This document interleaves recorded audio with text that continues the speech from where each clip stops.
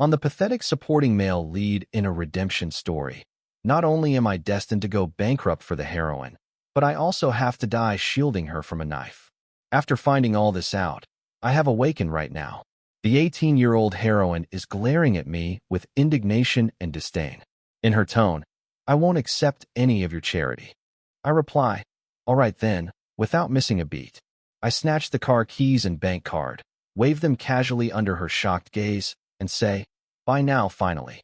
Chapter 1. Right after the morning break, Lila storms up to me, throwing a set of car keys and a bank card at my chest. "I told you I don't want your charity," she snaps. She pauses, then adds coldly, "And stop wasting your time on me. I'll never like you." Standing at the bottom of the steps, I look up at her, confused. I don't understand. Lila can't even afford proper meals. She runs over 20 kilometers a day to care for her sick mother. So why won't she accept the car and card I gave her? Just like I don't understand why, despite knowing so many girls more beautiful and talented than her, I fell for her completely. So hard that I became the school's most pathetic simp, the guy everyone mocks for chasing after Lila. But just as these strange thoughts start to surface, an invisible force crushes them back down. Next, like a robot running on preset code, I lower my head submissively, pick up the keys and card, and hold them out to her with pitiful devotion. "Lila, it's not charity," I say gently. "I just feel sorry for you." But all I see in her eyes is pure disgust. She spits out, "Your pity makes me sick." Then, without warning, she shoves me hard. I lose my balance and tumble down the stairs. A wave of dizziness overwhelms me, and suddenly a new memory appears in my mind. Chapter 2. More precisely, it's not a memory, it's the plot. Turns out I'm just the side character in a school-set redemption story. Lila's true love is her childhood crush, perfect golden boy Ethan. Half a year later, her mother dies, she fails her college entrance exams, and under immense pressure, she finally agrees to be with me. She accepts my family's sponsorship and studies abroad. I thought we were starting a new chapter together. She thought it was a humiliating compromise. For 5 whole years, she barely looked me in the eye. When we returned home, she and one of my company's executives colluded to steal my family's fortune. When my enemies came knocking, she left with Ethan without hesitation, watching coldly as I was stabbed to death and bled out. The last image in my mind was of me collapsing with blood pouring from my chest, while Ethan had his arm around her, and she walked away without even a glance back. Her cold expression at 25 overlaps perfectly with her current 18-year-old scornful glare. I stare at her in a daze for half a minute. Lila falters for just a split second. Then when the class bell rings, she pauses mid-step, turns around with a sneer, and says, "If you want to be late, go ahead and keep playing dead, but don't think you can guilt-trip me with this act. It just makes me look down on you even more." That snaps me out of it. My voice raspy, I call out, "Wait." Lila stops, but doesn't turn around. "What?" she says impatiently. "I only pushed you. You didn't die. What? You planning to sue me or something?" But by then, I've already stood up and walked over to her. In the next second, under her stunned gaze, I reach into her school uniform pocket, snatch the car keys and bank card, and wave as I walk away. "Bye now, finally. You fake, innocent little snake. Didn't see that coming, did you? I've awakened. This broke loser. Whoever wants to provide aid can go ahead." Chapter. After school in the afternoon, I got into the car sent by my family to pick me up, but the driver didn't start the engine right away. I was wondering what he was waiting for. Then a slim figure passed by, and the driver, Kyle, immediately rolled down the window and waved. "Miss Carter, aren't you getting in?" Lila's disdainful gaze landed on me through the thick glass window. From a distance, it was as if she thought everything I'd said that morning was just a petty tantrum, and now, as expected, I was crawling back, begging for forgiveness like some pathetic simp again. "Kyle," I said irritably, "are you my driver or Lila's?" Kyle's smile froze. "Young master, what are you saying? Of course I serve you." I frowned and said, "There's no Miss Carter in my family. If you call her that again, I'll hire someone with a better memory." He stammered, "Why?" "Yes, understood, young master." Kyle started the car, stealing one last glance at Lila. In the original plot, aside from my parents, everyone around me thought Lila was some kind of saint. Even when she showed no gratitude and acted all high and mighty, they still believed she had pride and backbone, and that I was just the arrogant rich boy forcing her into submission. I looked out the window at Lila unlocking her bicycle. In the original story, the car key and card I gave her in the morning. She said with shame and anger that she didn't want them, but after some inner monologue full of moral struggle, she still ended up using my card to pay for her mother's hospital bills, all while putting on an act as if I'd coerced her and she was the one being wronged. But now she had nothing.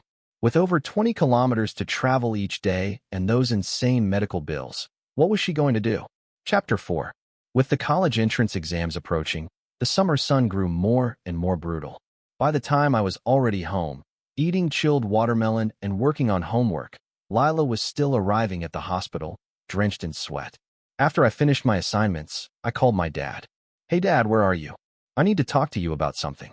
I still remembered clearly how the Hayes family ended up ruined. I needed to warn my parents and help them avoid anything that could harm our company. He answered, "What's wrong? Your Uncle Reed is sick. We're at the hospital visiting him." I asked which hospital. "I'll come find you." After getting the address, I told Kyle to drive me there. Just as I walked through the payment hall, I heard a familiar voice. "Dr. Palmer, I'm begging you, please go ahead with the surgery for my mom. I'll find a way to pay later." The doctor sighed and said, "There are rules, you know. If you haven't paid, there's nothing I can do. You're still behind on the last bills. I've already pulled strings for you, but if you can't come up with the money in the next few days, we'll have no choice but to discharge your mother." Lila was brushed aside. She crouched to the ground in despair. She was a completely different person from the proud and defiant girl I'd seen at school that morning. So Lila could bow her head after all. Then what made her act so high and mighty around me? Was it the blind, self-sacrificing love of the supporting male lead? I walked past her toward the elevators. Just as I stepped beside her, the girl, still with her head down, choked out through tears, "Dylan, you win." I blinked in confusion. "Wait, what?" Chapter 5. I turned back in confusion and asked, "What?" Lila stood up. Her eyes were red, yet her expression was still stubborn as hell. She stared at me and said, "Isn't this what you wanted? To see me fall apart, have no way out, and finally beg for your charity?"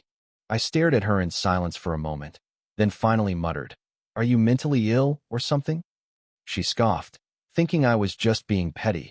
Then with extreme reluctance, she extended her hand toward me and said, "Give it to me." I frowned. "Give you what?" "The card, obviously. You came here just to give me your bank card, didn't you?" She paused, then added in an even more condescending tone, "Don't tell me it's just a coincidence you showed up here. Dylan, I know exactly what kind of scum you are." I was stunned.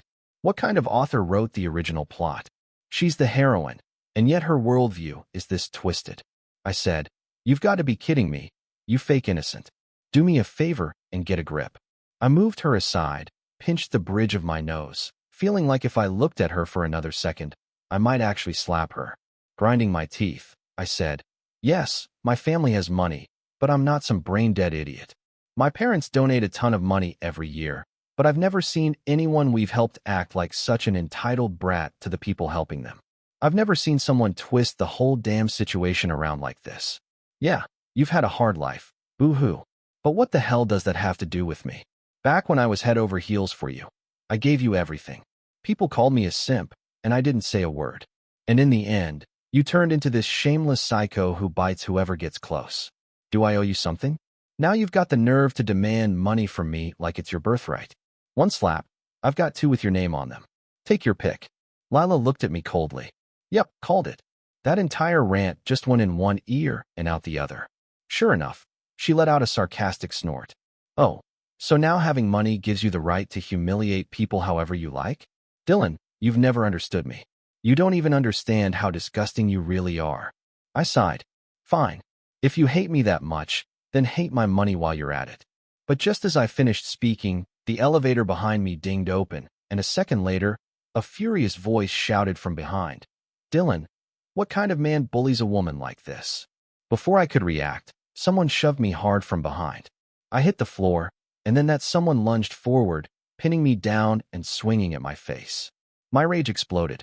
I countered with a brutal kick, sending him stumbling back 2 steps. I stood up, breathing hard, my eyes ice cold as I scanned my attacker. Standing in front of Lila was a short, scrawny guy with tanned skin and a flat nose. He glared at me, face twisted with rage. I didn't even need to think. It was obvious who this was. Lila's childhood friend, the so-called handsome male lead of the original story. Ethan, he snapped. Dylan, you've gone too far. I hadn't even opened my mouth when Ethan pointed his finger in my face like some white knight idiot and shouted, Lila has dignity. She would never sell herself for your dirty money. Trying to buy someone's heart like this is just pathetic and low. Chapter 6. I stared at him expressionless. Maybe my gaze was too intense, because Lila furrowed her brow and said coldly, What kind of look is that? Did Ethan say anything wrong? Emboldened by her support, Ethan continued, Even though Lila refuses your money, for Aunt Carter's sake, I'm willing to help convince her. But Dylan, don't think that'll win you Lila's heart. I let out a flat, oh, and said without changing expression, I swear to God, I want to smack your disgusting face with my size 11 boot. Seriously, what kind of dialogue is this? Is there even a single normal person in this entire book? Lila wrinkled her nose in disgust and rolled her eyes. What? Do you expect me to be grateful to you or something? I was done. Without a word, I pulled out my phone, tapped 911, and said, You can save the rest of your bullshit for the cops.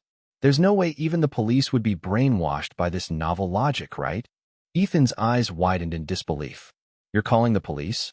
No way. I'm warning you, Dylan. If you go through with this, Lila will hate you for the rest of her life.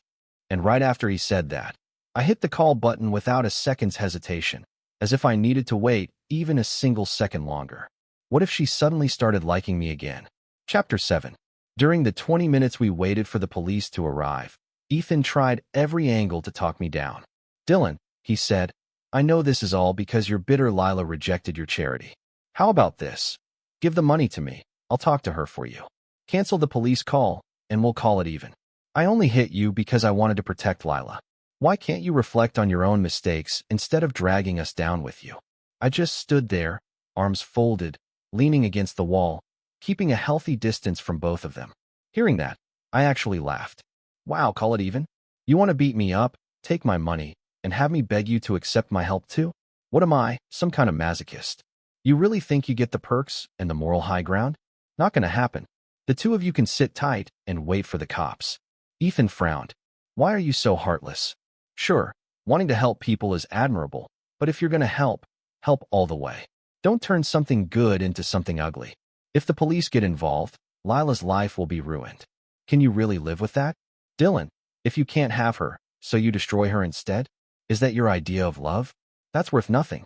I smirked. Help to the end? Sure. How about I buy you 2 matching coffins, add a couple's burial package while I'm at it? And for the record, I'm not the one ruining your lives. You did that all by yourselves. You're the one who blocked my way. You're the one who got physical first. My only mistake today was not checking my damn horoscope. Could have avoided meeting you 2 clowns entirely. Their faces grew darker by the second. Lila's jet black eyes stared daggers at me. Even when the police arrived, both of them still looked like they couldn't believe it, like they were thinking, did Dylan actually call the cops? Seriously. The police pulled the CCTV footage, and under my firm insistence, no compromise was made. They were held responsible for my medical expenses and had to report to the station for a formal warning and education session. Before leaving, Lila threw me a venomous glare as if to say, I will never love you in this lifetime. I shrugged, indifferent, as if I ever wanted her anyway. Chapter 8. I went to the hospital to visit Uncle Reed. That girl, Mia Reed, was there too. When she saw me, she let out a cold snort. While the 2 elders were chatting, I pulled Mia out of the ward. The first thing I said was, we can stop sponsoring Lila. Mia's expression, previously full of disdain, changed in an instant. She stared at me wide-eyed in disbelief. What happened? Did you 2 break up? I looked at her with a blank face. She didn't know we were never even together. Ever since Lila's mother had her accident, I had secretly arranged for Mia Reed to sponsor Lila in the name of the Reed family. We gave her a living allowance of 5,000 yuan a month, and I even got her a full scholarship through the school. At first, Lila would politely write thank you letters to Mia. Of course, I was the one who read those letters and the one who replied. Maybe I was too enthusiastic in my replies, always pouring in strong emotions. Gradually, our letters turned flirtatious. However, Lila had no idea and simply believed that the person exchanging letters with her was a boy with the last name Reed. Before I had awakened, I was so obsessed with her partly because I believed Lila was as gentle and serene as she seemed in those letters, not the hysterical girl she was at school. Mia noticed my gloomy expression and pouted. Fine, as long as you've thought it through. But I still have to remind you, Lila is not a good person. Once the Reed family stops sponsoring her, she'll have no income. Don't be dumb enough to spend your own money on her. As she spoke, she opened WeChat and forwarded me a few clickbait-style articles titled things like How to Spot a Gold Digger, Identifying a Pretentious Coquette, and Why Marrying into the Right Family Matters. I said, got it. Even as I spoke, I was filled with deep regret. There were still rational people around me. Why hadn't I listened before? Chapter 9. With all these thoughts swirling in my mind, I sat in silence during the car ride home with my dad. He was looking at his phone and asked, without turning his head, "What's wrong?" In a bad mood. I sighed. Not exactly. I was just wondering, what if our family suddenly went bankrupt one day? My dad laughed. That's impossible. Don't tell me you think your allowance isn't enough. As he spoke, he waved his hand and immediately transferred me 50,000 yuan. I said, that's not it. I accepted the money happily, then said seriously, I had a bad dream last night. Just promise me, Dad, you and Mom must never use illegal means in business, and don't store any important files on the company computers. Okay. My dad thought for a moment, then turned to look at me. Okay, I promise. Only then did I smile again. I asked, what are you reading? He said, a tweet from Dr. Palmer. He raised his phone to show me. A cancer patient is in need of donations. I was thinking of sending some money. The moment he finished speaking, my pupils shrank. I remembered, the person in need of donations was Lila's mother. In the original timeline, Dr. Palmer helped raise funds, and my parents donated 200,000 yuan. But due to platform fund delays, the money didn't arrive for nearly 3 months. Lila's mother passed away before she could get the surgery. Crushed by grief, Lila directed all her hatred toward our family and Dr. Palmer. She swore she would make us pay, and the result? Our entire family went bankrupt. Dr. Palmer lost both his arms and could never practice medicine again.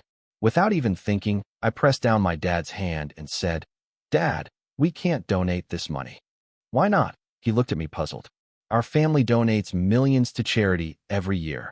A mere 200,000 meant nothing to him. I didn't tell him the truth. I simply said, cancer isn't curable. Rather than putting her through painful treatments, it's better to leave that money for the living. My dad didn't question me. He just nodded and turned off his phone. You've got a point, he said. Chapter 10.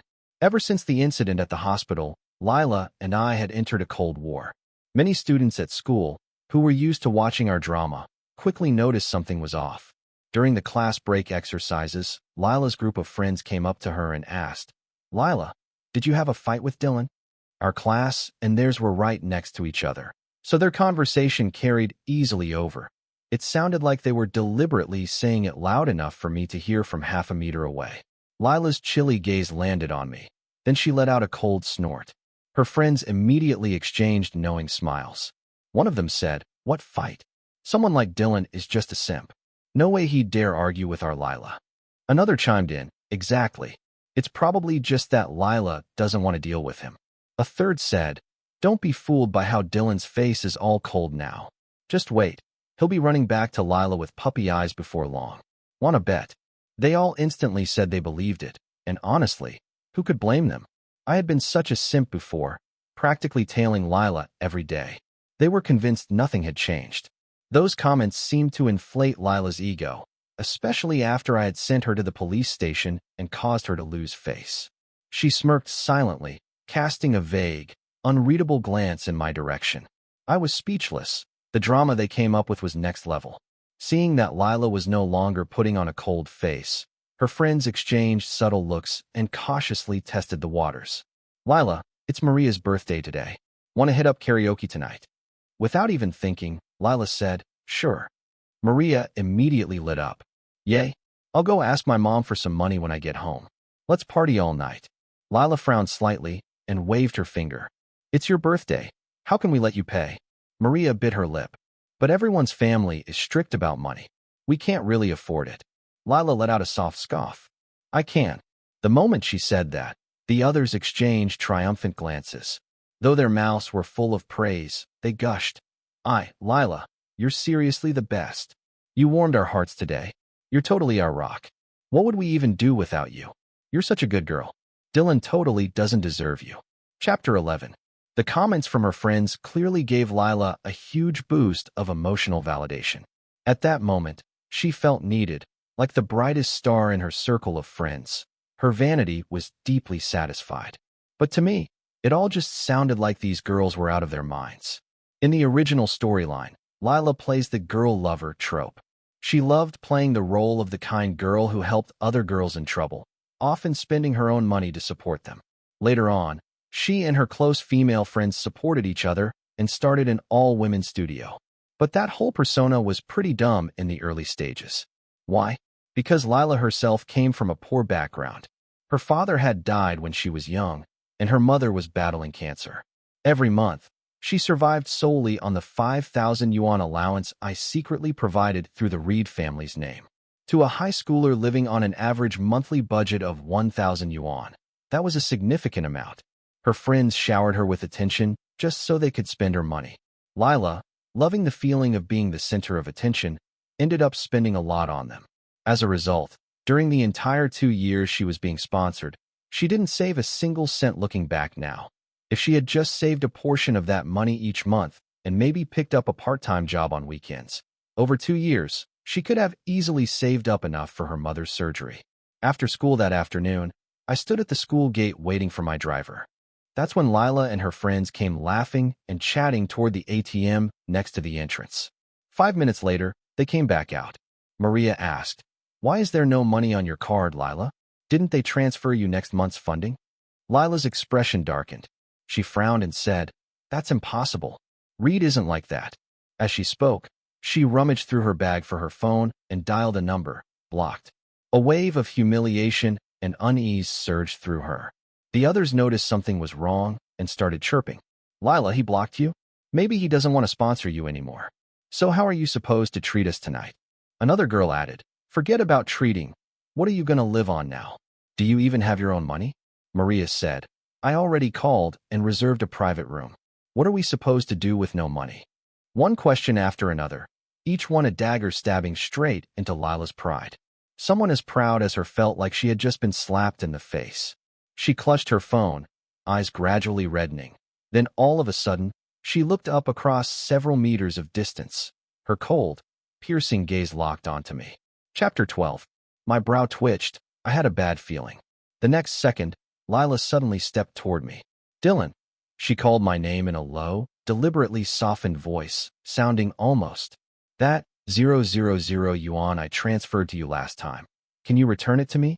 She was referring to the 000 yuan paid under police pressure, compensation from her and her boyfriend for my medical expenses. I frowned. "Why should I give it to you?" She replied, "That money was ours, not the charity you used to throw at me. Why can't I take it back?" I responded, "That was compensation the police ruled you owed me for assaulting someone." Lila's face turned beet red. The way she looked at me, it was like I'd killed her entire family. Seeing I wasn't budging, she gritted her teeth and said, "I'll give you the medical fee back next time. Just return this amount to me first." I sneered and looked at her like she'd lost her mind. Then I turned my head away, done with the conversation. Fuming, Lila stomped her foot and shouted, "Dylan, you're doing this on purpose, aren't you? Just because I didn't want your filthy money or feelings. You're forcing me like this." She glared at me with hate, took a deep breath, then closed her eyes like she was making some great sacrifice. Finally, she exhaled slowly and said, "Fine. I won't ask you to return the medical fee. I accept your charity. Happy now? There, everyone's watching. Give me the money." I was speechless. I said, "Lila, do you not understand plain human speech? Instead of running around celebrating birthdays with your friends and pestering me here, maybe spare a thought for your mom's medical bills." Lila flinched. "Are you threatening me?" Just then, Kyle finally drove up, fashionably late. I went straight to open the door and get in, but Lila grabbed the car door. "My mom's medical bills are none of your business. Dr. Palmer is helping me raise the funds. You can't use that to threaten me," she added, still clinging to the door, her voice shaking with anger. Just answer me one question. Are you giving me the money or not? I didn't waste words. I pried her hands off the door and shoved her aside. Bang! The door slammed shut. I said to Kyle, drive. As the window rolled up, I looked Lila in the eyes and said, maybe ask Dr. Palmer to check your head while he's at it. Chapter 1. In the end, Lila still got the money, but it wasn't from me. It was from Ethan. Ethan, heartbroken, handed Lila 1,000 yuan in cash with a pained expression. He said, Lila, this is my allowance for next month. Lila was touched. Got it. I'll pay you back next month. I believe you. Ethan nodded, and after a pause, by the way, Lila, what college are you planning to apply to? Without hesitation, Lila replied, of course, Peking University. She was a top student, always ranked in the top 5 of the year. Getting into Peking University or Tsinghua was practically a given. Upon hearing that, Ethan's face fell. Lila, I want to go to Peking University too, so I can stay by your side and protect you. I'm afraid that if I'm not there, someone else might bully you. But my grades are still a bit short for that level. Lila hadn't even considered their future. After a moment's thought, she said, isn't there a direct admission slot? Ethan sighed. Dylan is also competing for that slot. The moment she heard Dylan's name, Lila scoffed. So what? Her delusions kicked in, and with Ethan's cash still in hand, she linked her arm through his and said reassuringly, don't worry, Ethan. I'll talk to Dylan and persuade him to give up that slot. The teachers and the principal all think highly of me. You'll definitely get into Peking University. I, of course, knew nothing of this conversation. In the original plotline, I really did give up that direct admission slot for Lila, but I still managed to get into Peking University through my own hard work. Lila, on the other hand, failed to get in. Ironically, because Ethan did get into Peking University in the original timeline, he gained a lot of university connections, which later made their road to revenge much smoother. Now that I knew how it all played out, I filled out the application form without hesitation and submitted it to the school. Chapter 14. The next afternoon, I went to the Reed residence and dug out all the old letters Lila and I had exchanged. In the letters, Lila called me Brother Reed and wrote how she had never met someone so mature, gentle, and caring. A true, warm-hearted guy. It was enough to make your teeth ache from cringe. Mia stood nearby watching me rip the letters up. She covered her mouth and giggled. If she ever finds out that her so-called warm-hearted big brother is actually the guy she hates most at school, I wonder how she'd react. I had no words for that. After destroying the letters, Mia and I headed downstairs. As we turned the corner on the staircase, we suddenly heard Lila's pleading voice. Uncle Reed, please don't stop sponsoring me. High school's almost over. Once I get into college, you'll be proud of me too, right? At the sound of footsteps, she instinctively looked up and locked eyes with me. Mia, having heard her words, rolled her eyes and said, you really think our family's that desperate to sponsor someone like you? If we wanted, we could support dozens of students into Peking University every year. But in Lila's ears, those words meant, what are you but a plaything to the rich? Her eyes instantly turned red. The look she gave Mia was no different from the way she glared at me. In front of everyone, she pointed at Mia and shouted indignantly, so money gives you the right to do whatever you want, to manipulate other people's lives at will? You don't even understand who I am. Let Brother Reed come out. He's the only one who understands me. I want to see him. Oh. Mia tucked a strand of hair behind her ear and stepped forward gracefully. She raised an eyebrow and winked at Lila. Sweetheart, I'm the Brother Reed you've been writing to. Anything you'd like to say? Chapter 15. Lila stared with wide, disbelieving eyes. Her waterlogged pig brain simply couldn't process the reality that her warm, gentle, mature, and dependable Brother Reed was actually a stunningly beautiful woman with sharp features and a tall figure. Even she, the supposed campus belle, felt inferior by comparison. She shook violently as if unable to accept the blow, gripping the armrest of the sofa beside her. She looked up with an expression of embarrassment and disbelief, and when her eyes landed on me, they froze. She bit her lip and said, Dylan, it was you. For a second, I thought she'd realized I was the one writing the letters, but the next second, she grabbed the glass on the table and hurled it at me. Luckily, I dodged just in time. The sound of glass shattering rang out. Security rushed in and pinned Lila to the ground. She was still struggling with bloodshot eyes, glaring at me like she wanted to tear me apart alive. She screamed, "Let me go? Get off me, Dylan. You teamed up with her to mess with me, didn't you? You bastard. Just because I didn't like you, you cut off my support and even sent some girl to humiliate me. Dylan, why don't you just go die?" The entire living room fell into stunned silence. Everyone looked at Lila like she'd lost her mind. After a long pause, Uncle Reed furrowed his brow and asked coldly, "How come I didn't know my daughter was sponsoring anyone?" His voice pulled Lila back from the edge of her meltdown. She said, her voice trembling, "It was your daughter who sponsored me. She sent 5,000 yuan to my card every month." Uncle Reed frowned. "I'm Mia Reed's father. I know exactly what kind of person she is. She was spoiled from the day she was born, no compassion at all. You think she would pity you enough to give you money?" Mia rolled her eyes so hard it was audible, but Lila still refused to believe it. She said, "Then where did the money come from?" Mia finally lost her patience. She stepped forward and kicked Lila once hard, then said, "That money came from Dylan, you idiot. What do you think? I'm a lesbian or something, sending you money every month, writing you letters to comfort your fragile little ego. Dylan did all that for you, and what did you do? You absolute moron." Chapter 16. Lila was stunned, staring at me like she just couldn't process the truth. Uncle Reed, seeing her about to break down, quickly had the security guards escort her out. That evening, when I got home and stepped out of the car, I saw Lila standing under a street lamp, staring directly at me. Figuring I couldn't avoid this forever, I forced myself to walk over. She asked, "Why didn't you tell me you were the one writing me those letters?" I chuckled. "Would it have made any difference if I told you? You'd probably just scream at me. What I don't get is why you rejected money from me at school like it was poison, but when it came from someone else, you accepted it so naturally, even acting all sweet in the letters." Lila pouted slightly and said, like it was common sense, "Of course there's a difference. When you gave me money at school, in front of everyone, wasn't that just to humiliate me? Yeah, I'm poor, but I still have pride and dignity. Do you even get that?" I rubbed my temples. "I don't get it, and I don't want to. I must have been blind before. From now on, whether it's charity or sponsorship, I'm not interested. And I want nothing to do with you. You go your way, I'll go mine." I turned to leave, but she grabbed my sleeve. I tugged it back and sneered. "Do you even know how much this shirt costs? You got the money to pay for it this time." Lila frowned and reluctantly let go, but she didn't walk away.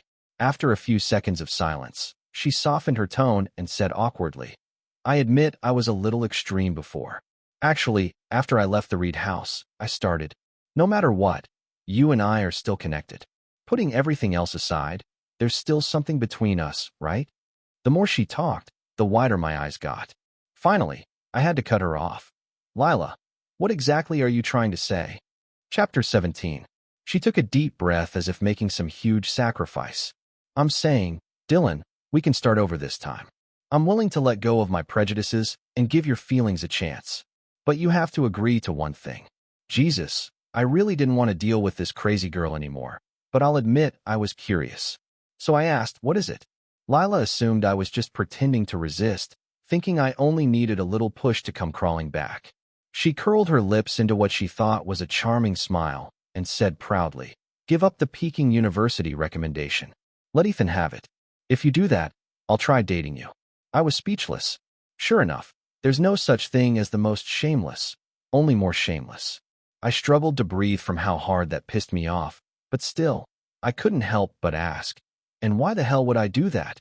Lila mistook my anger for jealousy.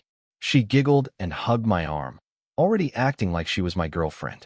"Don't misunderstand. There's nothing between Ethan and me. He just helped me a lot, and I want to repay him. That's all." I asked, "Fine, you repay him. But what's that got to do with me giving up my spot?" She said, "If you like me and want to be with me, shouldn't you be willing to do something for me? Dylan, don't be so selfish." I pulled my arm out of her grip and shoved her away. "Get lost.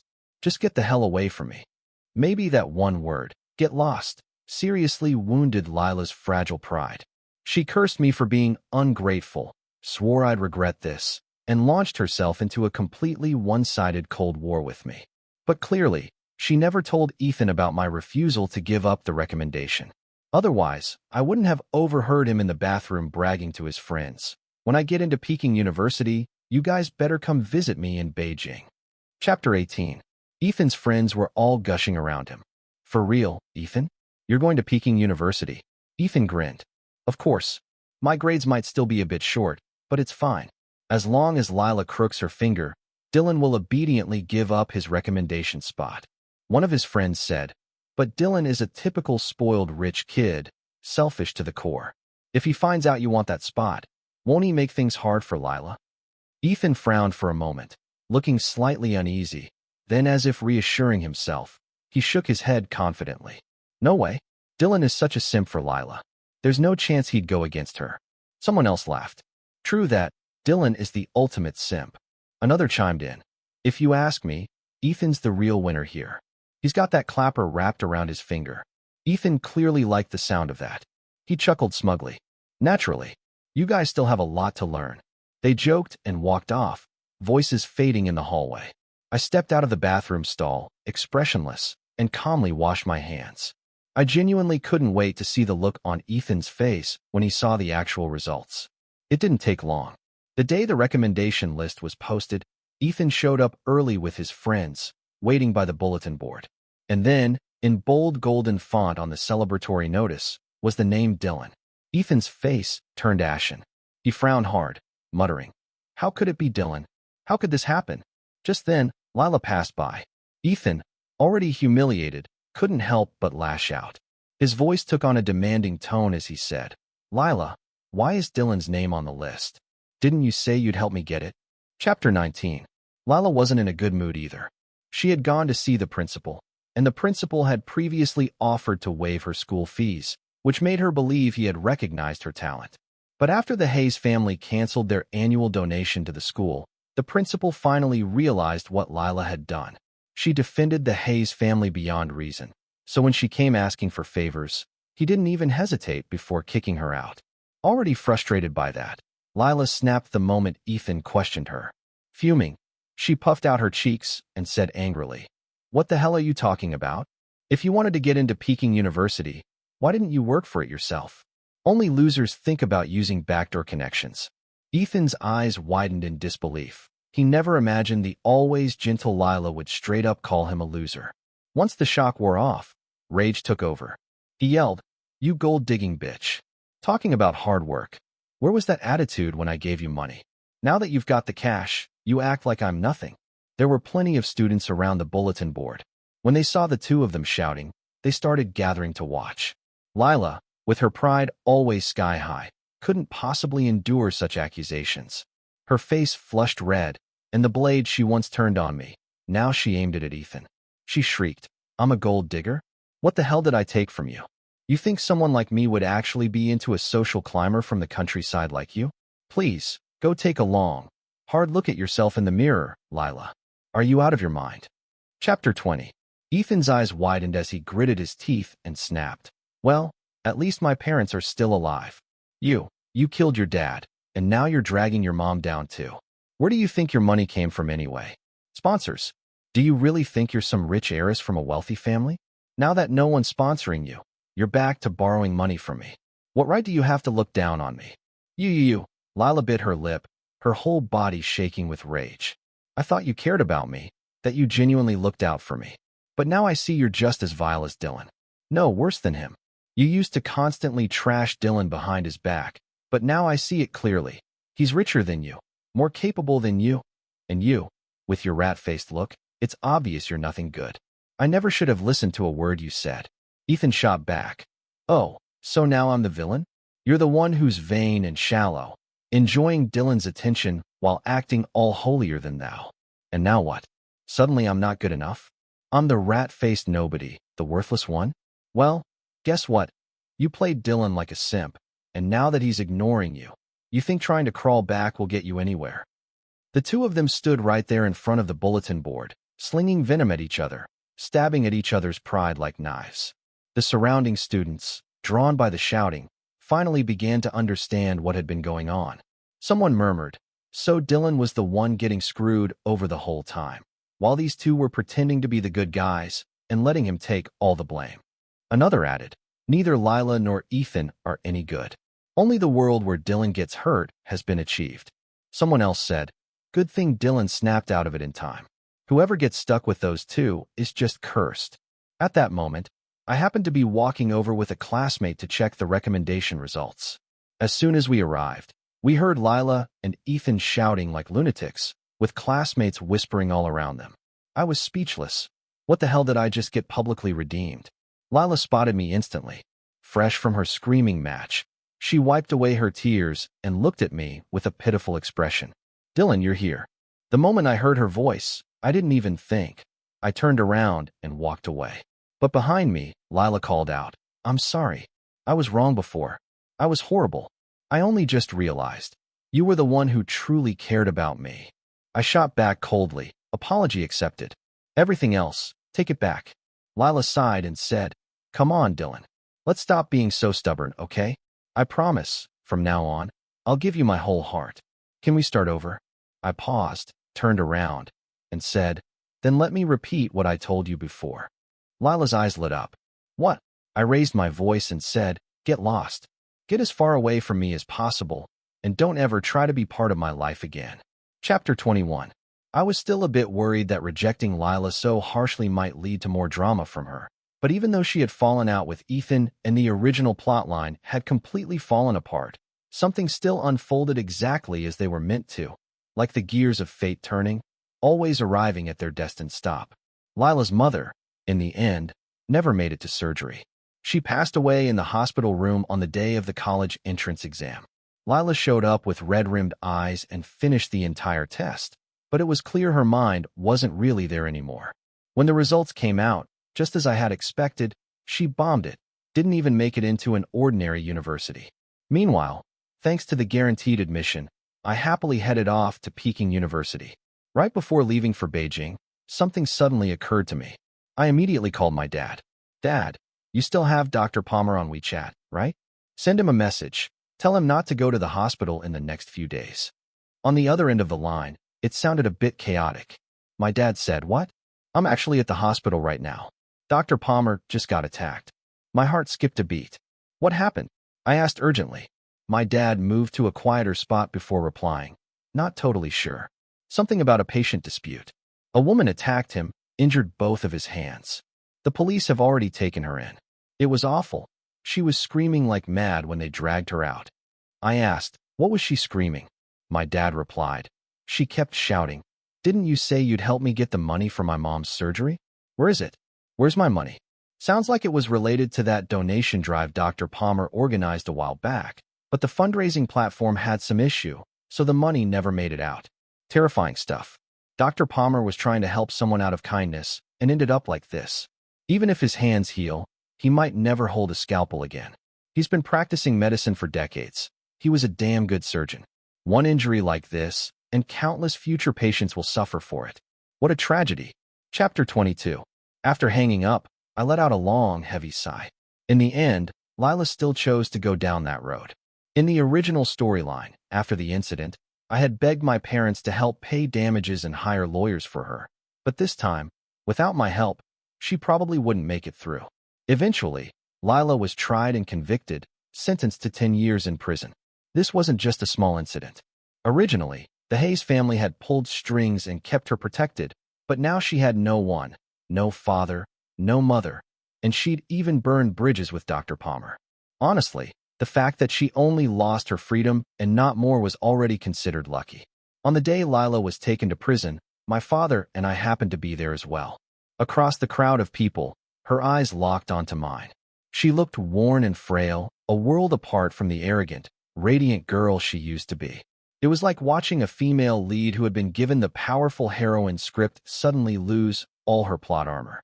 Then she opened her mouth and silently mouthed the words to me. Help me, please. Oh, it suddenly hit me. She's not holding some powerful female lead script. She's the protagonist of a redemption story, someone who needs to be saved in the beginning in order to grow later on. Too bad the simp has awakened.